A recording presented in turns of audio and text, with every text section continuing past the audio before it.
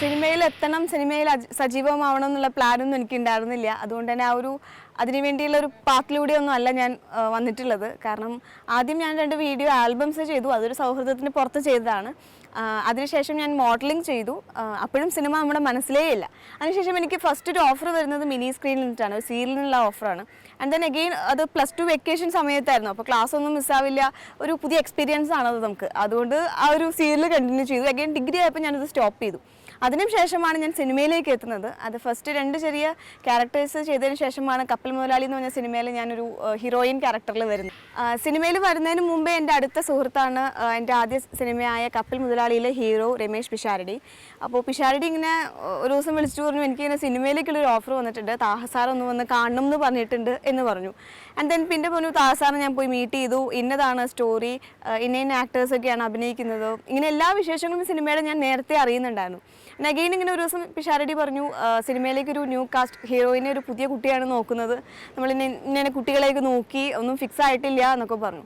അങ്ങനെ അവർ തമ്മിലുള്ള ഒരു ഡിസ്കഷൻ്റെ ഇടയിലാണ് പിഷാരടി എൻ്റെ കുറച്ച് സ്റ്റിൽസ് രമേശ് ചേട്ടനെ കാണിക്കുന്നതും താഹസാറിനെ കാണിക്കുന്നതും. അങ്ങനെ ആ സ്റ്റിൽസ് കണ്ടിട്ട് സാർ എന്നെ ഒന്ന് വിളിപ്പിച്ചു. അങ്ങനെ ഞാൻ താഹസാറിനെ പോയി മീറ്റ് ചെയ്തു. അങ്ങനെയാണ് ഞാൻ കപ്പൽ മുതലാളി എന്ന് പറഞ്ഞ സിനിമയിലേക്കുള്ള എൻ്റെ എൻട്രി.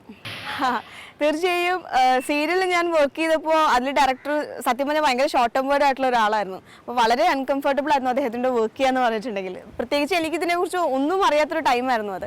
അപ്പോൾ ആ ഒരു പേടിയിൽ, ആ ഒരു ടെൻഷനിൽ തന്നെയാണ് ഞാൻ കപ്പൽ മുതലാളിയുടെ സെറ്റിൽ ചെന്നത്. പിന്നെ ഫസ്റ്റ് ഒരു ഹീറോയിനായിട്ട് അഭിനയിക്കുന്നു.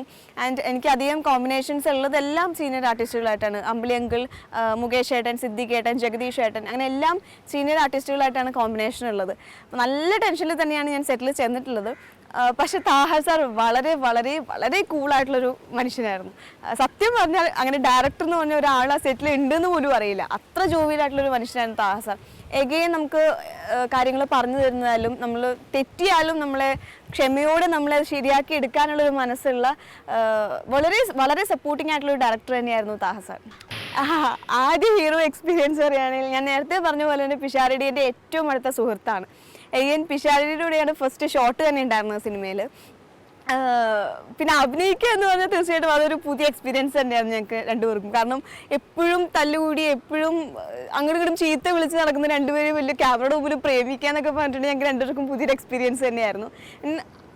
ആ ഒരു സിനിമയിൽ എനിക്ക് ഞാൻ ജോയിൻ ചെയ്യുന്നതിന് മുമ്പുണ്ടായിരുന്ന ഏക ഒരു ആശ്വാസം അല്ലെങ്കിൽ ഒരു സന്തോഷം എന്ന് പറയുന്നത് പിഷാരടി ഹീറോ ആയിട്ടുണ്ട്, അറിയാവുന്ന നമുക്ക് പേഴ്സണലി പരിചയമുള്ള ഒരാളെങ്കിലും സെറ്റിലുണ്ട് എന്നുള്ള ധൈര്യം തന്നെയായിരുന്നു.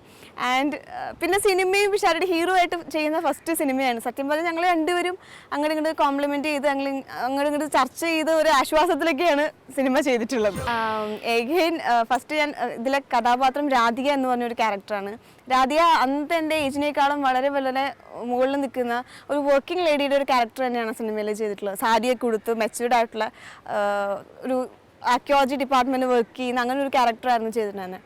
പക്ഷെ എനിക്ക് സത്യം പറഞ്ഞാൽ എനിക്ക് അന്നും ഇന്നും വളരെ ഇഷ്ടമാണ് അങ്ങനെ കുറച്ച് ഏജ്ഡ് ആയിട്ടുള്ള ക്യാരക്ടേഴ്സ് ചെയ്യാന്ന് പറഞ്ഞത്.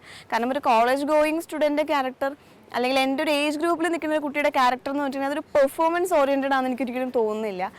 അത് ചെയ്യാനിപ്പോൾ യങ്സ്റ്റേഴ്സിൻ്റെ ഒരുപാട് പേര് തന്നെ നമ്മുടെ ഇൻഡസ്ട്രിയിലും ഉണ്ട്. പക്ഷേ അത് ഡിഫറെൻ്റ് ആയിട്ട് കുറച്ച് ഏജ്ഡ് ആയിട്ടുള്ള അല്ലെങ്കിൽ എന്തെങ്കിലും ഒരു ഡിഫറൻസ് ഉള്ള ക്യാരക്ടർ ചെയ്യാനാണ് എനിക്ക് എപ്പോഴും താല്പര്യം. ആദ്യത്തെ സിനിമയിൽ തന്നെ അങ്ങനെ ഒരു വ്യത്യസ്തമായ അല്ലെങ്കിൽ എൻ്റെ ഒരു ഏജ് ഗ്രൂപ്പിൽ നിൽക്കാത്ത ഒരു ക്യാരക്ടർ ചെയ്യാൻ സാധിച്ചു എനിക്ക്. ആദ്യത്തെ സോങ് എക്സ്പീരിയൻസ് പറയുകയാണെങ്കിൽ വളരെ വളരെ വളരെ കോമഡിയാണ് സത്യം പറയുകയാണെങ്കിൽ. ഇത് പറയുമ്പോൾ പിഷാരടി മിക്കവാറും എന്നെ ചീത്ത വിളിക്കാനുള്ള എല്ലാ സാധ്യതയും ഞാൻ കാണുന്നുണ്ട്. കാരണം പിഷാരടിക്ക് ഡാൻസ് വളരെ ടഫായിട്ടുള്ളൊരു കാര്യമാണ്. അപ്പോൾ എനിക്കും പുതിയൊരു എക്സ്പീരിയൻസ് ആണ് സോങ് ഷൂട്ട് എന്നൊക്കെ പറഞ്ഞിട്ടുണ്ടെങ്കിൽ. കാരണം ഈവൻ സീരിയൽ ചെയ്യുമ്പോൾ നമ്മൾ കുറച്ച് സീൻസ് ഒക്കെ ചെയ്തിട്ടുണ്ട്, മോഡലിംഗ് ചെയ്യുമ്പോൾ നമ്മൾ അത്യാവശ്യം ക്യാമറ ഒന്ന് ഫേസ് ചെയ്തിട്ടുണ്ട്, പക്ഷേ സോങ് ഒന്നും ഇതുവരെ ചെയ്തിട്ടുണ്ടായിരുന്നില്ല. അപ്പോൾ അതൊരു പുതിയ എക്സ്പീരിയൻസ് തന്നെയായിരുന്നു. രേവതി മാസ്റ്റർ ആയിരുന്നു കൊറിയോഗ്രാഫർ. എനിക്ക് സത്യം പറഞ്ഞാൽ 2 ജോലിയായിരുന്നു. എൻ്റെ സ്റ്റെപ്പ് ഞാൻ പഠിക്കണം, അത് ഞാൻ ഓർത്ത് ചെയ്യണം, അതിനൊപ്പം തന്നെ ചിരിച്ചോട് തന്നെ എനിക്ക് പിഷാരടിയുടെ സ്റ്റെപ്പ് കൂടെ പറഞ്ഞു കൊടുക്കണം. അങ്ങനെ 2 ജോലിയായിരുന്നു എനിക്ക് സോങ് ഷൂട്ടിലുണ്ടായിരുന്നത്. പക്ഷെ വളരെ ഞാൻ ആസ്വദിച്ച് ചെയ്തതാണ്. കാരണം ഫസ്റ്റ് സോങ് ആണ്, ആ ഒരു ത്രില്ല് ഉണ്ടായിരുന്നു.